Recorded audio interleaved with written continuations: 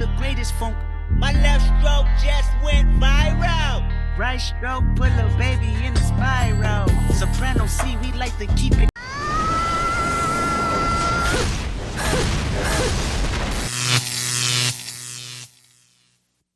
Welcome to The Wall.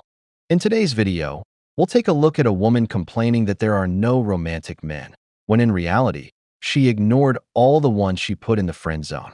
We'll also hear several women talk about their ideal man. Do their words match their choices? Let's find out. I'm not asking for anything other than your like. That really helps boost the content. Leave a comment with your experience and wisdom. We always pin the best comment for the community. Subscribe, and without further ado, let's get started. Men don't need more than 2 to 3 years of being in a relationship to know if they want to marry you. I think they know in less than 2 years if they want to marry you. That's why I think, just my opinion, that the dating period should be 2 to 3 years maximum. If you meet a man in your late 20s or later and you want marriage and you are not engaged after 2 to 3 years of being in a relationship with him, I think there is a good chance that he is never going to marry you and that he's going to end up wasting your time. I've seen this play out with people I know. Like, women will stay in relationships for 4 or 5 years, live with the man, and not have a ring. This doesn't really apply, though, if you met young. If you met young or in your early 20s, it makes sense to date longer. The timing is different. I'm specifically talking about more mature relationships where you meet in your late 20s or later. Stop it. Get some help. A woman who lives with a man for 5 years or more, especially if they have children, is practically already married to him. The only difference is her obsession with getting a ring, something she should start letting go of, because many men no longer want to sign that contract with the devil. A man knows within the first year if that woman is the one he wants for his life, and he knows it by the way she treats him. Many women complain that the man won't marry them, but they don't understand that not all of them have wife energy, and men can sense that. That's why sometimes they leave and go to another woman who does have that energy. They get married or live in a committed relationship with her because she's a woman who shows acts of service, who knows how to take care of her man. If all the men keep leaving you, maybe you should rethink this. What happened to the guys that are like, let me come pick you up and let's go to dinner so I can get to know you, not let me come over so I can get to know your kids? Check your friend zone. The guy that you are looking for is in your friend zone because you thought that he wasn't toxic enough, he wasn't man enough, he was too pushy, he was too clingy, and you found that unattractive, so you put him in the friend zone. And let's not forget, the type of man that you're probably looking for is the one that you ghosted because he was actually showing interest in you and he wasn't, taking 3 days to text you back. He actually showed up being intentional, and you didn't like that either, so you ghosted him. And that's just for starters. Let's not forget that women have spent the last decade telling men that places like Cheesecake Factory weren't good enough. They've told them that coffee wasn't good enough. And even if a man shows up 110%, 99.9% of the time, y'all are going to assume that he wants only coochie anyway. If a man opens up the door on a date, then a lot of women will turn around and, ew, I can get the door myself. Oh, and let's not forget, if he's not 6 foot tall, he's automatically off the list. Women have a plethora of options and they're still never happy because they could have a man that checks off every single box that they're looking for, but guess what? They're going to ruin said date. At the end of the night, they're going to start complaining because they assume that every man that wants to go on a date with them only wants coochie anyway. So you end up ruining it and ghosting the good guy anyway. Oh, and my favorite is the guy that's going to take you out to dinner. You end up treating like crap because your ex comes in the picture and you try to play both sides of the fence, but y'all never want to have that kind of conversation. Not to mention, why would any man plan any kind of dates when there are women out here that have not paid for a meal in 3 months because they're going on dates for free meals? Why is any man going to subject himself to trying to find a good date or a good woman if the outcome is him getting dumped, even for trying and checking off all of the boxes that women are asking for, and it's still not good enough? Okay, bye. No, God! No, God, please, no! No! No! No! Absolutely. A beer for this woman. Like I said once, if you ask a woman to describe the man she wants in her life, she'll paint you a Disney prince, a unicorn of a man. But when you look at the actual men who've been in her life, they're the complete opposite. They ask for one thing, but feel attracted to something else.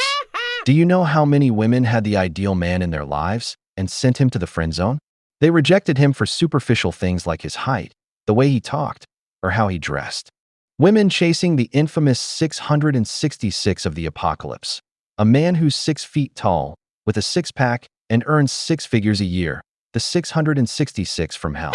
That kind of man represents an extreme minority, barely 10% or less. And meanwhile, they were friend-zoning men who had real husband potential. By holding on to such high standards, many are now alone and hitting the wall because, brothers, the wall doesn't forgive. I have shared my husband with 35 women in total the last 12 months. And I tell you, I'm obsessed. Everyone is going on saying, you guys aren't happy. You are not going to last in a marriage. This is ridiculous. Like, you guys aren't even married. Hello. Like, we get to not only enjoy the hell out of each other, but also my husband gets to enjoy so many other women. And so do I. Like, this is the best kind of marriage you could ask for. And the best part about all of this is it was my idea. It was literally my idea. Like, I said to my husband, I think this is what we should do. I think we should give it a try. And he just went along with it. He was like, okay, let's give it a go.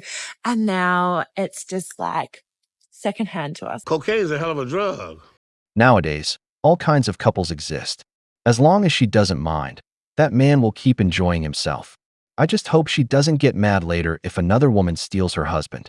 The feminine urge to develop a full-blown fantasy relationship and emotional attachment to a man based on 1% of real interactions and 99% delusions is so real for me. So real. I had a crush on this one guy for like 2 years. Like, I have this full-blown fantasy delusional type of relationship with him in my head. He flirted with me once. It was very clear flirtation, and I really thought he was going to ask me out, but he did not. It's not like he just doesn't like me. Like, he's completely indifferent to me. Like, indifference just really means they do not care at all. Like, it could not be more clear that he is not interested, but that just doesn't stop my delusions. Like, at this point, he's just like a channel for my romantic energy because I don't like anybody else.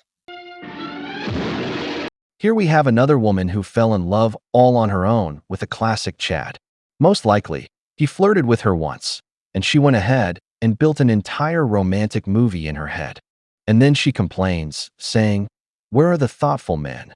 The ones who open doors, the romantics." But she's the one falling for the guy who ignores her, the one who shows no interest. Nothing makes sense with these women. And if you ask her what kind of man she wants, she'll tell you she's looking for the perfect guy, but she always falls for the Chad. Women. One thing that has helped my relationship with my husband so much and has kept it so healthy is that I stopped comparing my relationship to what I was seeing online. And I was so guilty of that. Like, I was constantly comparing him to another man that I was seeing online, or like my relationship in general to another relationship. And then I think over the years, it has sort of clicked and my mindset has shifted. And it is that no relationship, first of all, is perfect. Like, it's very obvious, but no one is going to share the bad stuff of the relationship.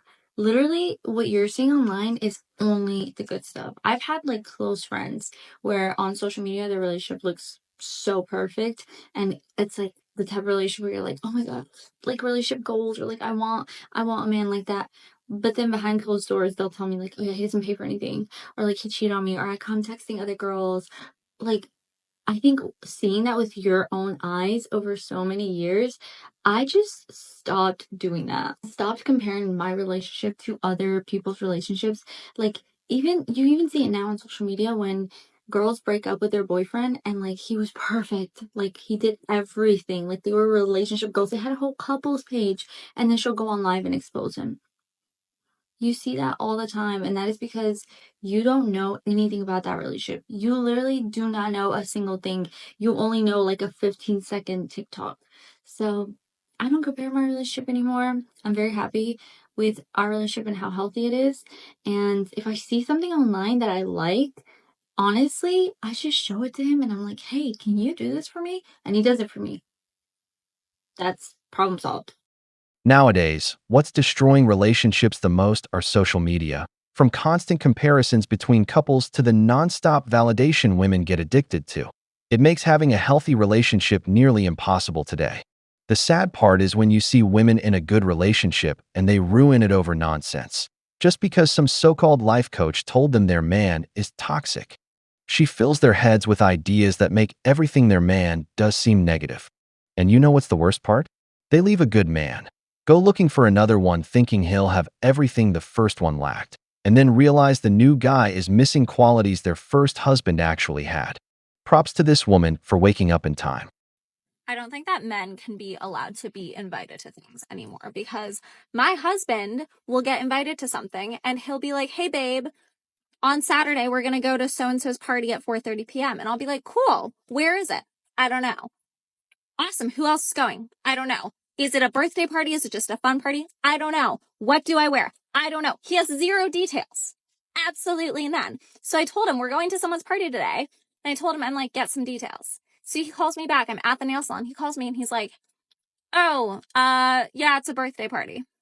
I'm like, cool. So like, how many people? Is it dinner? What's the deal? He's like, I don't know. I guess we'll just find out when we get there. Are you fucking kidding me? Remember, feminine energy is chaos. Masculine energy is calm. A man doesn't stress over that kind of stuff. A woman does. That man will get dressed, go to the party, and be spontaneous with whatever happens there. He's open to the experience. Meanwhile, the woman is already planning everything down to her outfit.